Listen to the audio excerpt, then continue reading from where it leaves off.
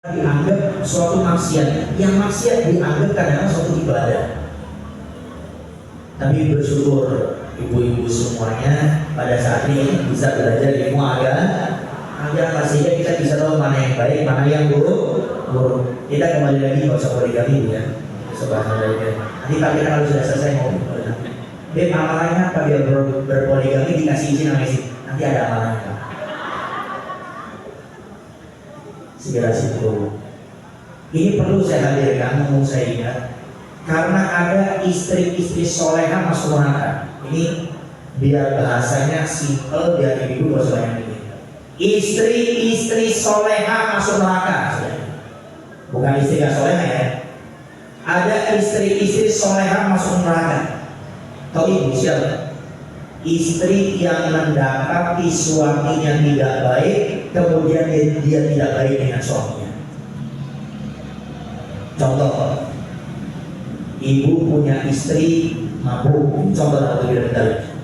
Ibu punya istri, ibu punya suami. Nah, saya ngetes bu ngantuk dah ini. Ibu punya suami mabuk, mau lebih dari. Ibu dengar nih, si suami mabuk. Kira-kira ibu tetap khidmat, menghormati, senyum sama suami atau berubah sifatnya?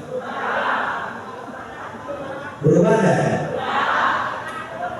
Makin soleha atau agak sedikit tidak soleha? Nah, berarti masuk kategori naudzubillah min dzalik. Maka saya ingatkan karena ini Al-Fatihah kadang-kadang cuma beberapa ustaz jarang dibahas. Banyak cuma istri harus taat kepada suami, kalau istri taat suami nanti akan masuk surga dari pintu manapun. Cuma yang satu ini kadang-kadang saya juga kenapa nggak terbahas? Karena sekarang banyak, nggak sedikit. Ini maaf bu, saya intermezzo sebelum kita masuk kepada pembahasan. Karena Nabi saja sampai bersabda seperti paling banyak penghuni neraka perempuan. Ini Nabi bahasanya harus seperti itu. Paling banyak penghuni neraka perempuan. Itu kemarin Al-Fatihah saya punya rutinan di Kuningan. Ada yang nanya ibu gini, karena saya punya rutinan Pak Bu itu semuanya pakai tanya jawab. Jadi Al-Fatihah saya punya rutinan itu semuanya pakai tanya jawab. Tapi saya kok bisa tanya gini nih ibu. Beb, saya mau nanya, silakan Bu. Apakah semua perempuan masuk neraka? Nah, sih ekstrim banget pertanyaannya. Oh, saya paham kayaknya Nabi yang tadi ini. Harus saya jelaskan. Jadi kata Nabi paling banyak, bukan semuanya, paling banyak penghuni neraka perempuan. Ini kalau ibu-ibu cermati, hadis ini puncak cintanya Nabi kepada para perempuan. Biar apa? Biar jangan sampai ada perempuan yang termasuk dua kategori yang akan dijelaskan. Jadi saking cintanya Nabi.